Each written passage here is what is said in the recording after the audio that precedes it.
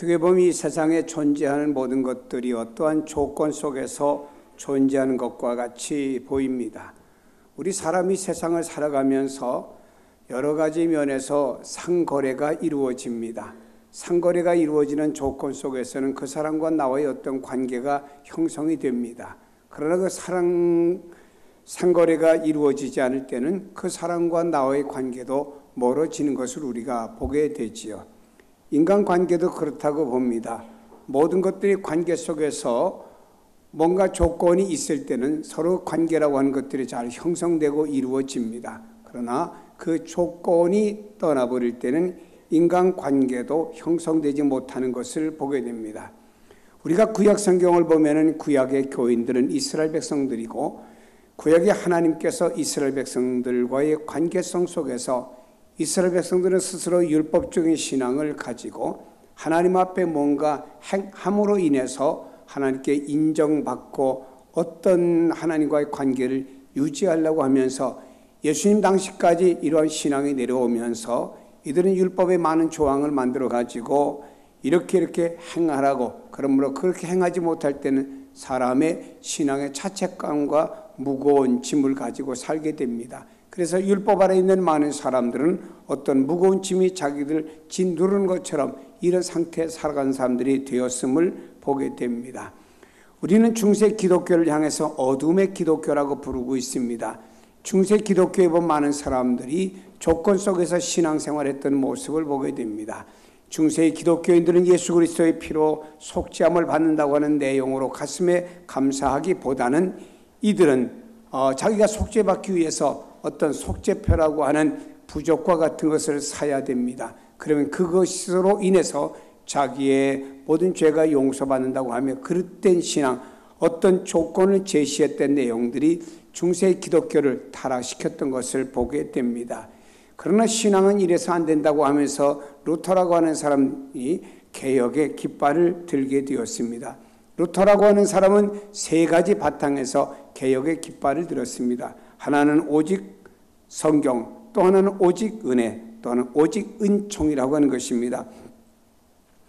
폴 틸리라는 사람은 여기에 은총에 대해서 이렇게 말하고 있습니다. 은총이란 그럼에도 불구하고 형식을 가지고 있는 것이다. 그렇습니다. 인간은 죄인이라고 소개하고 모든 사람이 죄를 범하였음에 하나님의 영광에 이르지 못하고 의인은 없나니 한 사람도 없다고 말씀하고 있습니다. 인간은 아무런 자격도 없습니다. 그럼에도 불구하고 하나님께서 은총을 베풀어 주신다는 이야기가 은총이란 단어의 해석이 되는 것입니다. 은총이란 그 속에는 인간의 공덕이 포함되지 아니했습니다. 우리가 이 땅에서 내가 노동의 어떤 대가를 가지고 매일 일당이나 주급이나 혹은 월급을 받을 수가 있습니다. 그러나 은총이라고 하는 것은 인간의 어떤 공덕에 의해서 주어지는 것이 아니라고 하는 것입니다. 잘나서 주는 것도 아닙니다. 어떤 조건이 갖추어졌다고 주는 것도 아닙니다. 아무런 이유 없이 어떤 자격 따지지 않고 주어지는 것이 은총이라고 하는 것입니다. 본문에 보면은 하나님께서 은총이 어떤 것인가를 잘 우리에게 나타내 주고 있습니다. 이스라엘 백성들은 여호와를 배반했습니다. 우상을 섬겼습니다. 하나님께서 타락한 이 백성을 구원하시기 위해서 선지자들을 보냈습니다. 백성들은 선지자들을 죽이고 선지자들을 핍박했습니다. 도무지 저들은 선지자들의 말을 받아들이려고 하지 않았습니다. 이렇게 오랜 세월이 흐르면서 죄악이 점점점 올라서 정수리까지 차오르게 되었습니다. 이제는 더 이상의 회복은 가망이 없고 이들은 더 이상의 하나님께서 인정할 만한 어떤 무엇이 없는 이런 단계까지 타락했습니다. 하나님께서 이스라엘 백성을 하나님 백성이었지만 심판하실 수밖에 없는 경지에까지 이르게 되었습니다. 그래서 하나님께서는 이스라엘 두 쪽 났습니다. 북쪽을 이스라엘, 남쪽을 유다라고 부르는 두 나라가 존재하는 과정 속에 북쪽 이스라엘은 아수르에 의해서 멸망을 당하게 하셨고 남쪽 유다는 바벨론에 의해서 멸망을 당하게 되었습니다. 죄악으로 인한 이스라엘은 완전히 멸망을 당하게 된 것입니다. 이렇게 매를 맞으면 정신을 차리고 우리가 왜 매를 맞았는지, 왜 우리가 망했는지를 생각하고 깨닫는 것이 인간이 아니겠습니까? 그러나 이스라엘 백성은 전혀 깨닫지는 못했습니다. 북쪽 이스라엘이 멸망당하는 것을 보면서 남쪽의 유다 백성들은 깨달아야 될 것 아니겠습니까? 북쪽 이스라엘이 여호와를 배반하고 우상을 섬기다가 망했구나. 우리는 정신을 차리자, 하나님 잘 섬기자라고 깨달아야 될 것 아닙니까? 그러나 남쪽 유다는 오히려 북쪽 이스라엘보다 더 부패했고 더 타락했습니다. 그러다가 바벨론에 의해서 세 차례 침략을 받으면서 완전히 망하게 되었습니다. 이런 멸망은 벌써부터 선지자들의 입에서 예언되어졌던 일이었으므로 충분히 깨달을 수 있는 시간, 상황, 역사를 주었습니다. 그럼에도 불구하고 백성들은 깨닫지 못했다라고 하는 것입니다. 결국에 바벨론의 침략을 받아 예루살렘 온통 다 불바다로 다 없어져 버렸습니다. 전쟁에서 많은 사람이 죽고 남은 사람들은 다 바벨론의 포로로 끌려가게 되었습니다. 이때 다니엘이라고 하는 청년은 15살 때 바벨론 포로로 끌려가게 되었죠. 그럼에도 불구하고 이스라엘 백성들은 깨닫지 못했습니다. 이런 상황 속에서 원래는 제사장이었던 에스겔이라는 사람이 바벨론의 포로되어 오면서 하나님께서 그를 선지자로 불렀습니다. 그리고 에스겔을 통해서 이렇게 말씀이 주어지고 있습니다. 그런데 이상하게도 오늘의 말씀을 보면은 이것은 하나님 책망하는 말씀이 아니고 굉장한 축복이 담겨진 말씀을 전해주는 것을 우리가 볼 수가 있습니다. 이스라엘 행실을 보면은 매를 맞아야 될 상황입니다. 아직도 자기 자신의 죄를 뉘우치지 못하고 있습니다. 여호와께 회개하는 심령을 가지지 못하고 있는 저들이었습니다. 이들의 모습을 보면서 도무지 은혜를 베풀 수 없는 상황입니다. 은혜커녕 오히려 이들은 회초리를 더 맞아야 될 백성들이 유다 백성이었습니다. 그럼에도 불구하고 하나님의 놀라운 은총을 약속하셨고 계시는 것을 여기서 볼 수가 있습니다. 오늘의 본문의 말씀은 바로 이스라엘 백성들을 위한 회복의 예언의 종결인 것입니다. 하나님께서는 여기 있는 에스겔 선지자를 통해서 누누이 말씀했습니다. 그래도 이들은 깨닫지 않았습니다. 이들은 회개하지 않았습니다. 하나님께 나오지 않았습니다. 그러나 하나님께서 그 어느 날 에스겔에게 메시지를 주셨습니다. 내가 이 백성들이 이 땅에서 얼마 동안 고난당하다가 회복이 될 것이다. 회복에 대한 예언의 말씀을 내가 그 백성들에게 주어라 해서 그 말씀을 전한 내용입니다. 여기 몇 가지 은총을 말씀하셨는데 그 중에 하나는 용서의 은총을 약속하고 계심을 볼 수가 있습니다. 25절에 보면 이렇게 말씀하고 있습니다.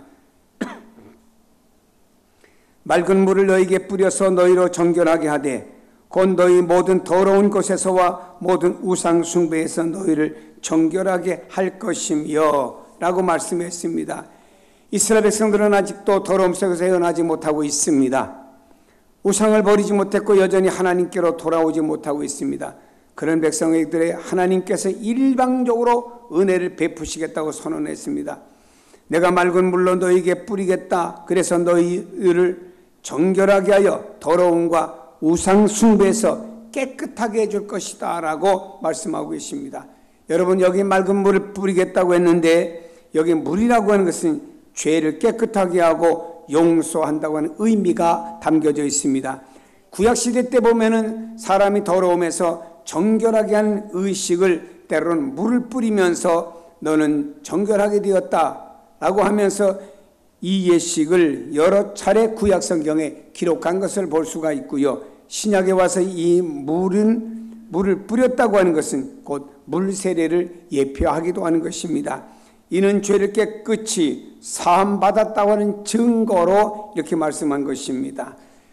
그렇습니다. 루터라고 하는 종교개혁자는 자신 안에 있는 죄를 용서받기 위해서 두 무릎으로다가 예배당 밑에는 돌계단을 오르내리면서 자기 자신의 죄를 참회도 하고 그 무릎은 아프다 못해 이제 피가 납니다. 그럼에도 불구하고 그 돌계단을 오르내리는데 왠지 마음에 속죄에 대한 기쁨이 없었습니다.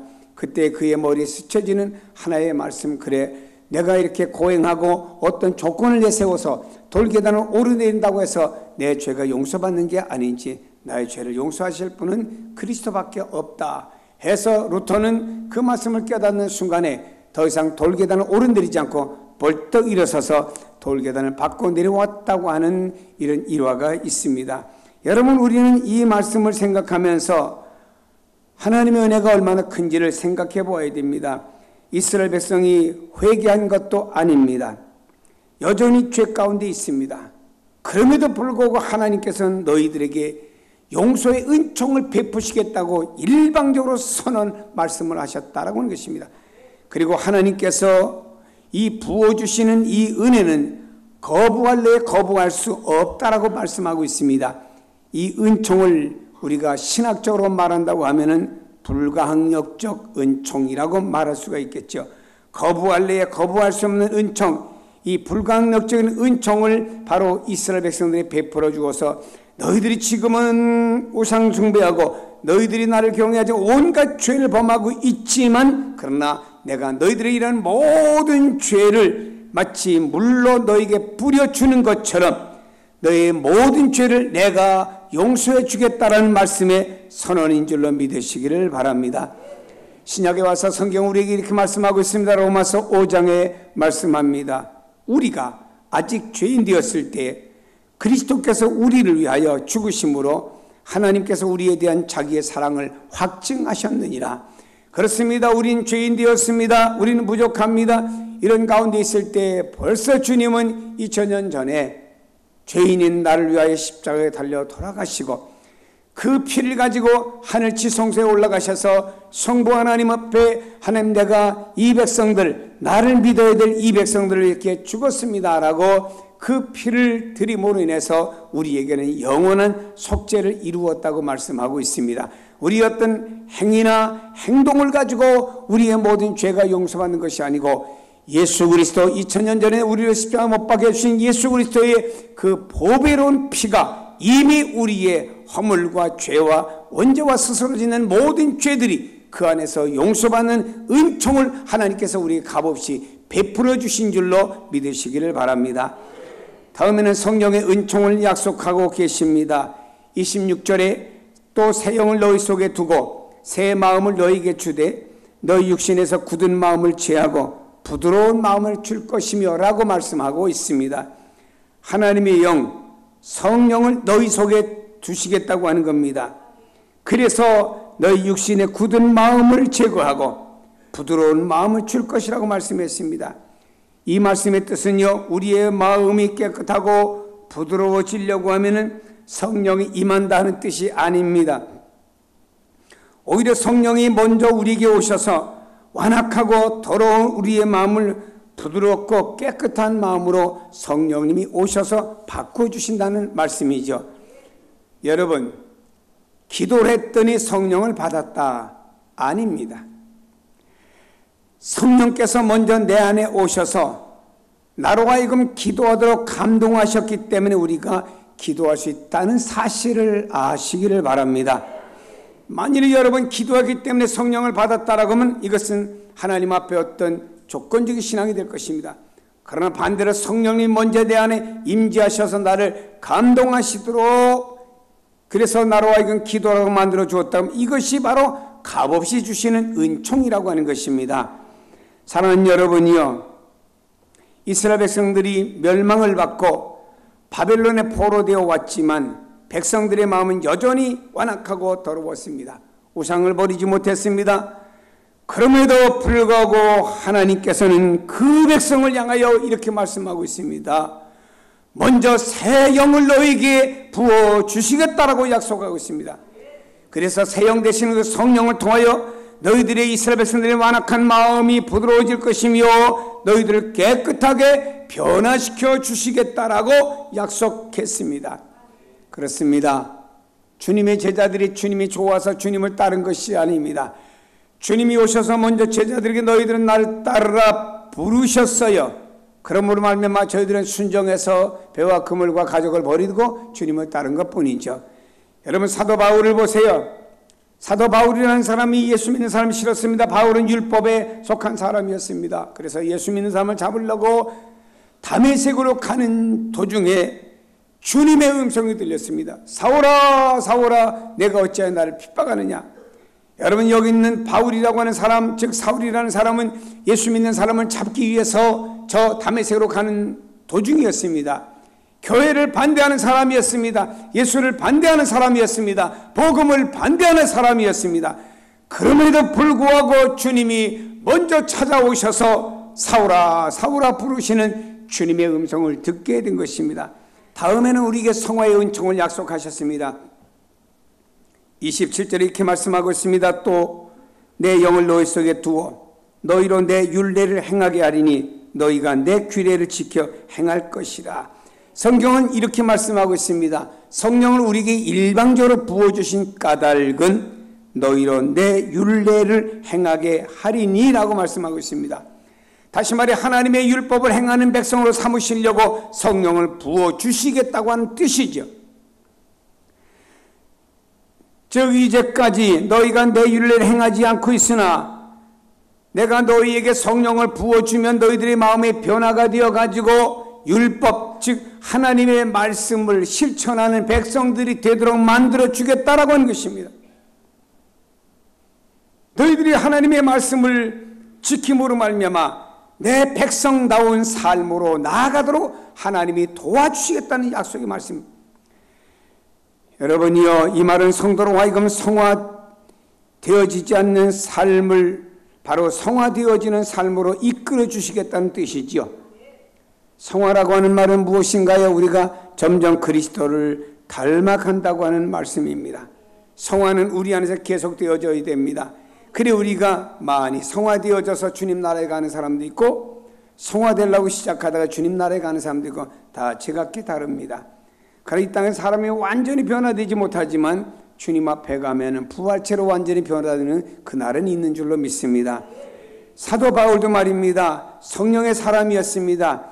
성령의 사람인 그가 이 안에서는 자꾸 어떤 인간적인 과거의 경험과 교만과 이런 것들을 살아가도록 자기 자신을 자꾸 역사합니다. 그래서 그 바울 안에 성령이 너와의 싸움에서는 너는 날마다 죽어라 해서 날마다 죽음으로 말미암아 바울이라는 사람이 성화되었습니다. 그 다음에 바울이 고린도 교회를 향해 말했습니다. 나를 본받는 것이 예수님을 본받는 것이라고 자신 있게 말씀할 수 있었던 것은 성화의 삶으로 높아지는 삶이었다고 하는 소개하고 있습니다. 성화의 모습은 아무나 되는 것이 아닙니다. 성령께서 변화 주지 않으면 안 돼요. 여러분 예수 믿고 나서 나 예수 믿는 사람답게 변화되고 이렇게 좀 살고 싶은데 이게 왜 안 될까 노력하지요. 작심삼일로 끝나는 사람도 있지요. 그러나 여러분 이게 사람의 힘으로 되는 건지 바로 성령께서 은혜를 주실 때 하나하나 변화의 역사가 그 안에서 이루어지며 성화되어져 가는 삶이 있을 줄로 믿습니다. 에스겔 37장에 보면은 에스겔 골짜기에 마른 뼈들에 대한 환상을 여기 있는 에스겔이 보았고 소개하고 있습니다. 골짜기에 말라 비틀어진 뼈들로 여기저기 널려 있습니다. 이 말라 있는 뼈는 바로 이스라엘 백성들의 현 상태를 말하는 것입니다. 이스라엘 백성들은 이미 죽은 자들입니다. 소망도 없고 빛도 없어요. 마른 뼈가 살 가망성은 전혀 없듯이 이스라엘 백성들의 가망성이라고는 전혀 보이지 않는 백성이었다 이런 말입니다. 뼈들이 있는 것을 보아 죽은 지도 아주 오래된 것 같습니다. 벌써 아주 오래전에 죽은 자들이 바로 이스라엘이란 뜻입니다.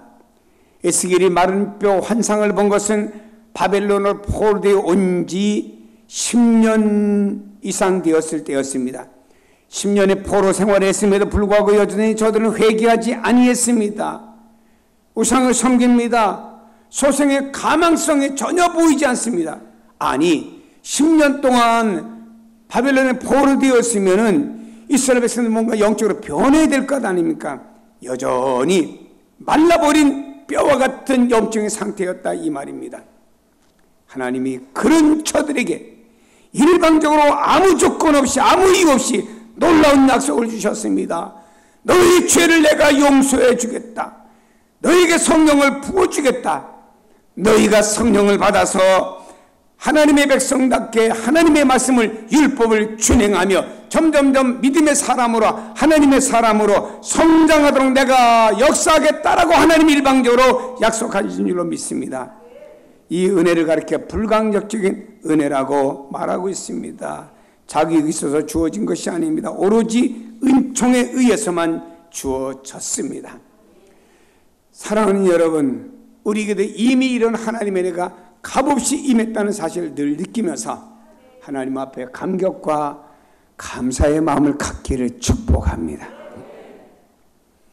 31절에 보니 이렇게 말씀합니다. 그때에 라는 말씀입니다. 그때라는 말씀은 하나님이 값없이 용서해 주시고 값없이 성령을 부어주시고 값없이 성화의 은총을 베풀어 주신 그때에, 그때 너희가 악한 길과 너희 좋지 못한 행위를 기억하고 너희 모든 죄악과 가증한 일로 말미암아 스스로 믿게 버리라. 아, 내가 이렇게 악한 길을 갔을까? 내가 좋지 못한 행위를 갔을까? 아, 내가 이렇게 죄악에 가증한 일들을 내가 행했을까? 참, 내가 밉다. 내가 그렇게 잘못했을까? 이렇게 버리라. 언제?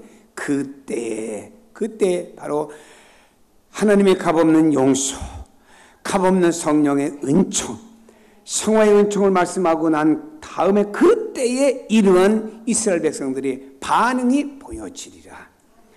하나님의 은총을 값없이 받고 나서 너희가 이러한 죄악을 깨닫게 될 것이다. 하나님 앞에 회개하게 될 것이다 라고 말씀했습니다. 그렇습니다.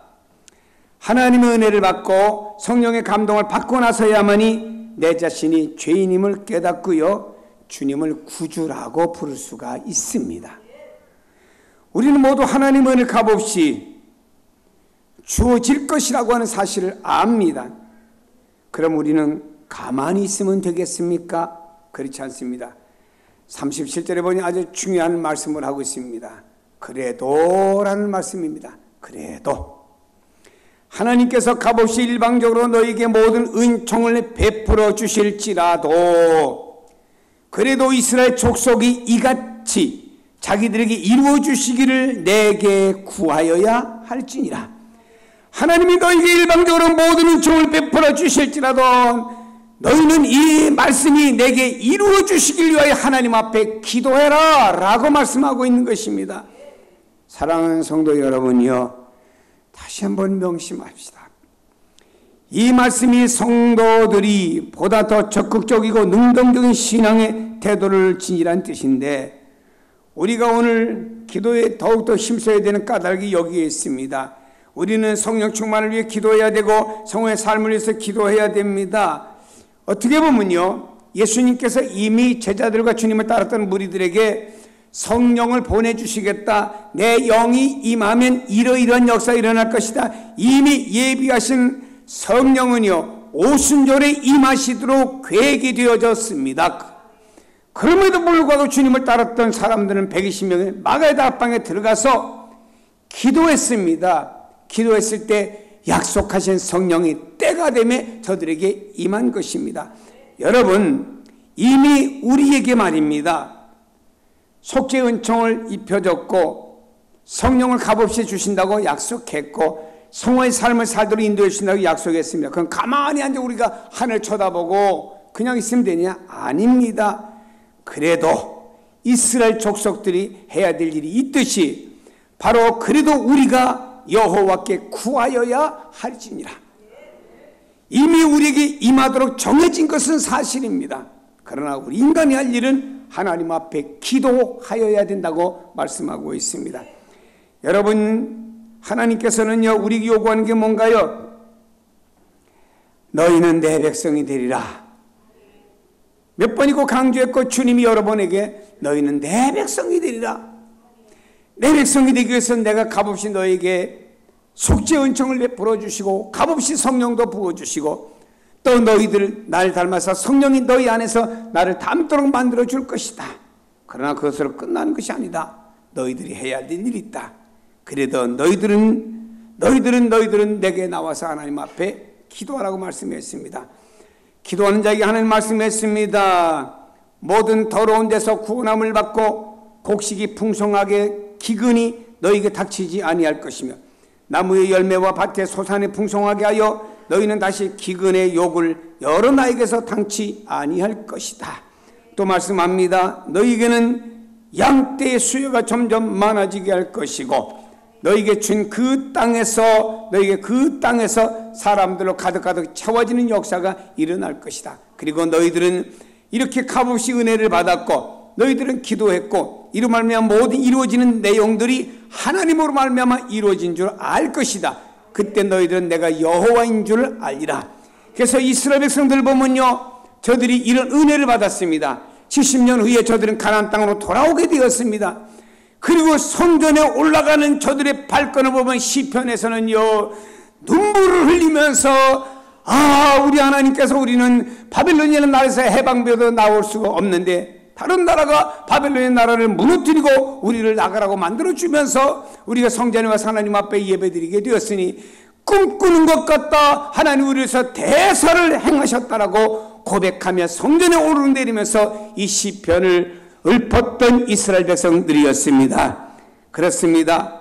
하나님께서 이런 값없는 은총을 오늘 사는 우리에게도 베풀어 주시는 줄로 믿습니다.